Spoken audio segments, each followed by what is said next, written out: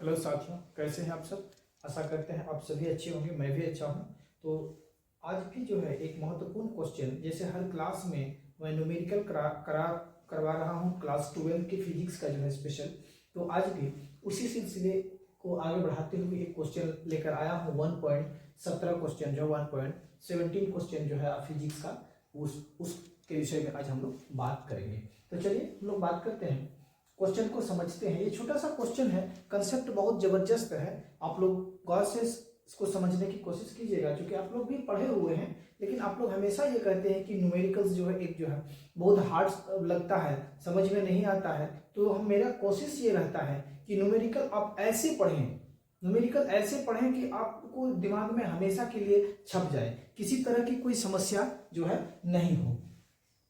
उसी पर्पज से जो है हम आपका क्लास जो है प्रत्येक क्वेश्चन को जो है आपको क्वेश्चन कराते हुए, न्यूमेरिकल कराते हुए थ्योरी की भी बात यहाँ पर पूरा विस्तार से लिख करके आपको बोर्ड में बताते हैं, ताकि बताने के क्रम में कोई बात ऐसी छूट ना जाए, मेरे दिमाग से हट ना जाए। तो इसीलिए पहले हम सारी बातों को बोर्ड पर बखूबी लिख लेते हैं, क्या क्या बात आपको बतानी है और आपके लिए महत्वपूर्ण है, इसीलिए हम पहले बोर्ड में लिख लेते हैं। तो क्वालिटी जो है, हो सकता है आपको वीडियो की क्वालिटी थोड़ा सा लगे कि कम है, तो इसकी क्वालिटी आप अपने मोबाइल से बढ़ा लीजिएगा तो अच्छा लगेगा। तो चलिए, इसके बताने के पहले जो है आप स्क्रीन शॉट ले सकते हैं।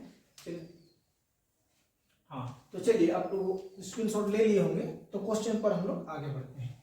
क्वेश्चन कहता है, किसी काले बॉक्स के पृष्ठ पर विद्युत क्षेत्र की सावधानी पूर्वक ली गई माप यह संकेत देती है कि बॉक्स के पृष्ठ से गुजरने वाली net flux 8.0 into 10⁻³ newton metre square पर कूलम है।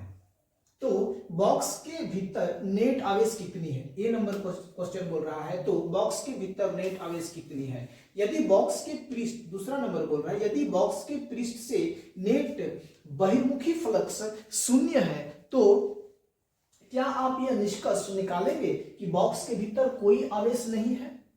क्वेश्चन को फिर से पढ़िए, क्योंकि यहां पर एक कंसेप्ट की बात कह रहा है। किसी काले बॉक्स के पृष्ठ पर विद्युत क्षेत्र की सावधानी पूर्वक ली गई माप यह संकेत देती है कि बॉक्स के पृष्ठ से गुजरने वाली net flux 8.0 into 10⁻³ newton metre square पर कूलम है। तो बॉक्स के भीतर नेट आवेश कितनी है। दूसरी बी नंबर क्वेश्चन पूछता है, यदि बॉक्स के पृष्ठ से नेट बहिर्मुखी फ्लक्स 0 है, तो क्या आप यह निष्कर्ष निकालेंगे कि बॉक्स के भीतर कोई आवेश नहीं है। चलिए, एक बॉक्स आपकी कल्पना में हो गई होगी कि बॉक्स के भीतर की चार्ज की बात कर रहा है, ठीक है। तो चलिए, गॉस के नियम कहता है, गॉस के नियम कहता है कि किसी बंद सतह से, है ना, कोई भी बंद सतह से, क्योंकि गॉस के नियम ही जो है, जो किसी बंद सतह से जो है गुजरने वाली विद्युत बल रेखा, या उसको फ्लक्स बोलिए, है ना, उस सतह से जो गुजरता है उसको फ्लक्स हम लोग कहते हैं। तो बंद क्षेत्र के विषय में ही ये जो है बात करेगा। गॉस के नियम उसी पर लागू होता है, ठीक है। ऐसे ओपन सरफेस पे नहीं, बंद सरफेस पर ही जो है ये लागू होता है, ये आप लोग ध्यान में रखिएगा।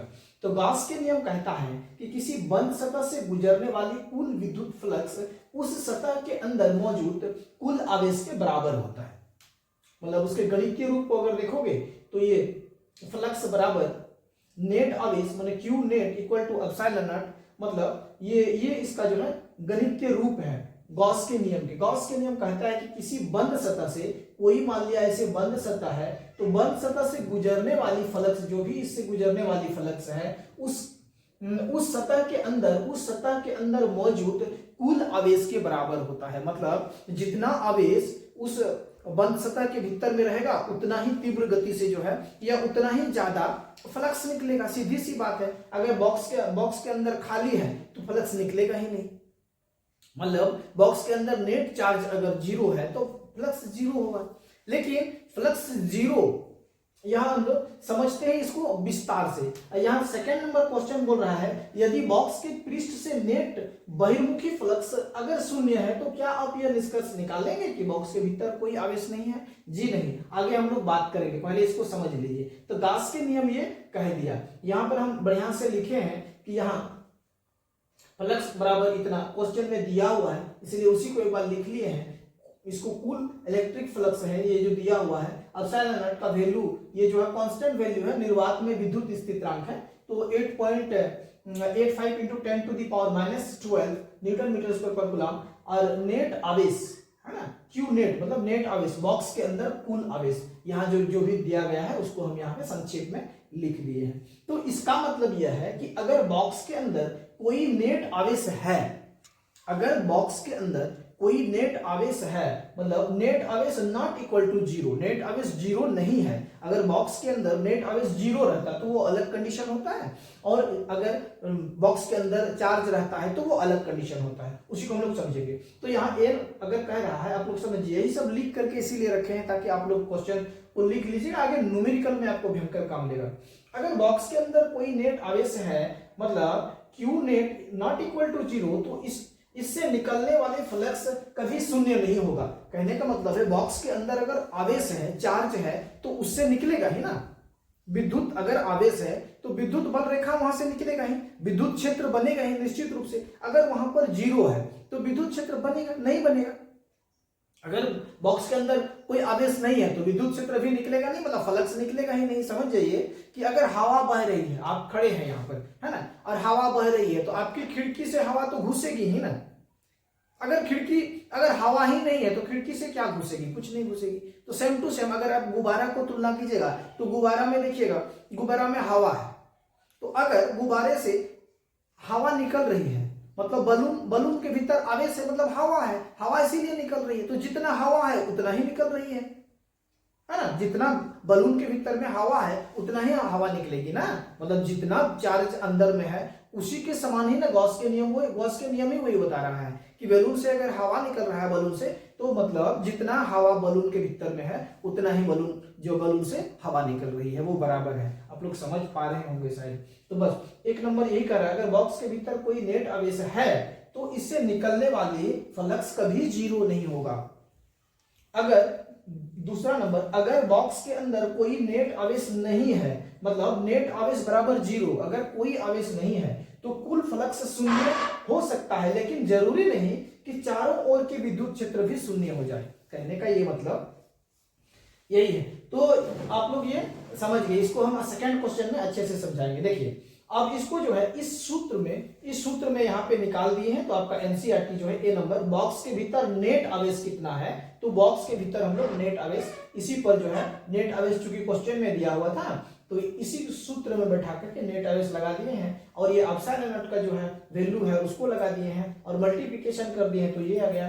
तो क्वेश्चन में आपका एनसीईआरटी बुक में आंसर ये वाली दर्ज है। तो आप लोग देख सकते हैं सॉल्यूशन, इसका क्या बोलते हैं, कैलकुलेशन बहुत छोटी सी है, आप लोग देख लीजिएगा और आप लोग जो है इसको कर लीजिए। सेकंड नंबर क्वेश्चन पे देखते हैं क्या बोलता है। यदि बॉक्स के पृष्ठ से नेट बहिर्मुखी फ्लक्स शून्य है, वो कहता है कि कल्पना करो कि नेट जो बॉक्स से जो निकलने वाली जो है फ्लक्स है वो शून्य है, जीरो है, तो क्या आप ये निष्कर्ष निकालेंगे कि बॉक्स के भीतर कोई आवेश नहीं है? जी नहीं, बिल्कुल नहीं निकालेंगे, क्योंकि बॉक्स के बाहर जो अगर नेट फ्लक्स जीरो है, इसका ये मतलब नहीं होता है कि बॉक्स के भीतर में कोई आवेश नहीं है, चार्ज नहीं है। मान लीजिए कि बॉक्स के भीतर में जितना पॉजिटिव आवेश है उतना नेगेटिव आवेश भी है, तो कुल मिलाकर के दोनों आवेश आप एक दूसरे को संतुलित कर लेता है, मतलब दोनों आवेश का प्रभाव न्यूट्रल हो जाता है, जीरो हो जाता है। तो अगर जीरो हो जाता है दोनों का प्रभाव, तो भैया आवेश रहते हुए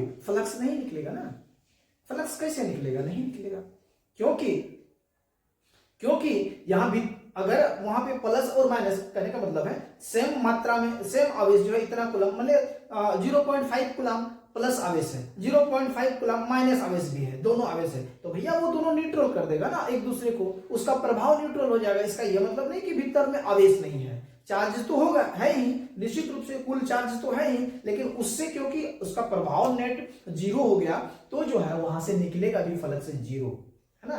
तो ये दूसरे क्वेश्चन को हम लिखे नहीं है क्योंकि जगह कम था इसलिए। तो आप लोग समझ जाइए कि यदि बॉक्स के पृष्ठ से नेट बहिर्मुखी फ्लक्स शून्य है, तो क्या आप यह निष्कर्ष निकालेंगे कि बॉक्स के भीतर कोई आवेश नहीं है? तो जी नहीं, बिल्कुल नहीं निकाल सकते हैं। अगर फ्लक्स जीरो है तो बिल्कुल नहीं कह सकते हैं कि भीतर में जो है बॉक्स के भीतर में आवेश नहीं है। वहां हो भी सकता है, नहीं भी हो सकता है, है ना। तो ये था आज की क्लास। आप अगर आपको अच्छी लगी होगी तो वीडियो को जो है एक लाइक सब्सक्राइब कर दीजिए और अपने दोस्त के यहाँ शेयर भी कर दीजिए। चलिए, थैंक यू वेरी मच।